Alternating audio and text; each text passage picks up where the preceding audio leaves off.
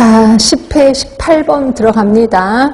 자, 기생충과 중간숙주와의 연결이 올바른 거. 근데 탁 보면 눈에 보이지 않아요? 간흡충, 워낙 우리나라 1위 기생충. 자, 간흡충 외우렁이 개 아니지. 뭐예요? 민물, 그러니까 담수어죠, 담수어. 그죠? 민물고기. 개는 뭐였는지 기억하세요? 예, 간흡충이 아니라 폐흡충이었죠, 폐흡충. 그죠? 그래서, 외우렁이, 담수어, 사람. 이러면 돼요. 자, 광절, 열두조충, 물벼룩, 송어, 사람.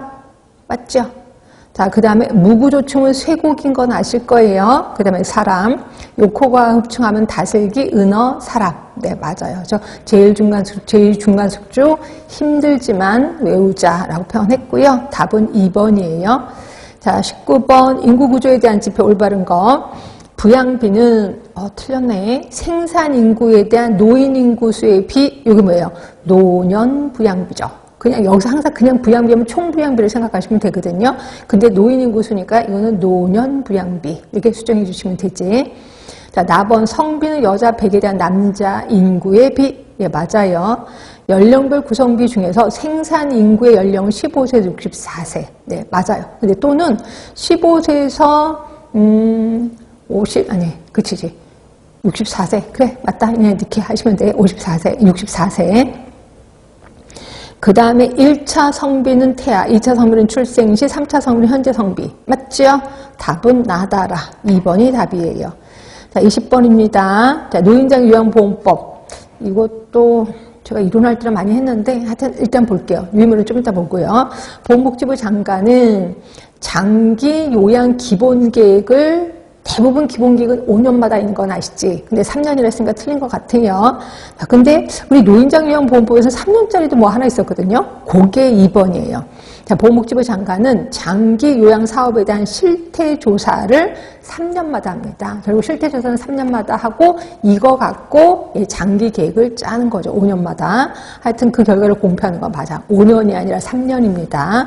그다음에 세 번째, 장기 요양급여는 노인 등의 심신 상태나 건강 등이 악화되지 아니하도록 의료 서비스와 연계해서 이를 제공해야 된다. 그래서 제가 노인장기 요양보험은 의료 서비스 아니다라고 표현했었어요. 그래서 항상 노인분들이 약간 조금 안 좋아 상태가 그럼 빨리 의료 서비스랑 연계를 해야 된다라고 표현을 했습니다. 답은 3번이 맞고요. 4번은 뭐가 틀렸어요? 장기요양급여는 우선적으로 제공하는 건 뭐였었는데? 재가급여였었지 시설급여가 아니라. 그래서 틀렸고 답은 3번이 맞아요. 자, 이렇게 해서 우리 10회도 그렇게 어려운 건 없었었는데 10회 뭐가 어려웠을까요? 어려운 거 없었어요. 그렇죠? 눈에 띄게 어려운 건 없었습니다. 그렇지? 그러니까 새로운 거는 좀 외우시는 거 있었어도 그렇게 어려운 건 없었을 거예요. 만점을 노려볼 만도 합니다. 그렇지? 자, 그러면 11에 들어가기 전에 유의물 잠깐 볼게요. 요거 그 가로 넣기 좀 한번 해보고 갈게요. 노인장요양보험법의 3조. 자, 그 노인장요양급여 제공의 기본 원칙 있었습니다. 거기 보시면 첫 번째, 그 노인의 심신상태, 생활환경, 노인 등 및 그 가족의 욕구 선택을 종합적으로 고려해서 필요한 범위 안에서 이를 적정하게 제공해야 되고, 동그라미 2번은 옆으로 쭉 가시면 재가급여를 우선적으로 제공해야 된다 써 있습니다.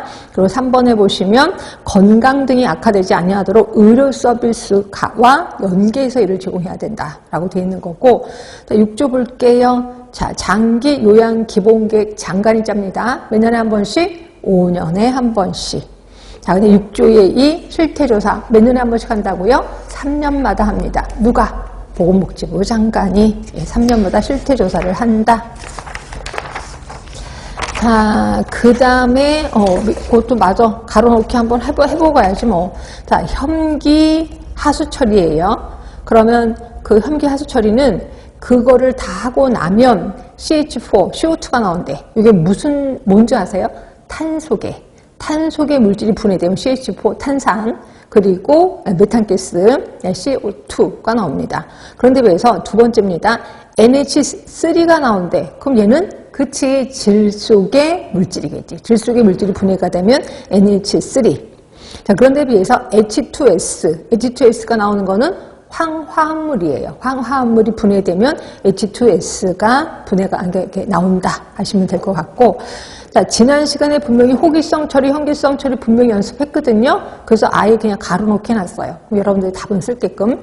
근데 솔직히 여기다 답 쓰지 마세요. 여기다 답 쓰면 가로놓기로서의 매력이 없어집니다. 가로놓기는 비어있을 때 매력이 있어요. 비워놓고 계속 머릿속에 떠올리셔야 되겠지. 일단 호기성 처리는 반응 속도가 빠르다. 그런데 비해서 현기성은 그것마저도 써가야 되니까 느리다 라고 했고요. 그 다음에 호기성 처리는 최종 생성물의 에너지 함량이 낮아. 결국 BOD가 낮다. 자, 그런데 비해서 최종 생산물의 에너지 함량이 높아. 결국 BOD가 높다. 자, 슬러지 생산량이 많은 게 어디예요?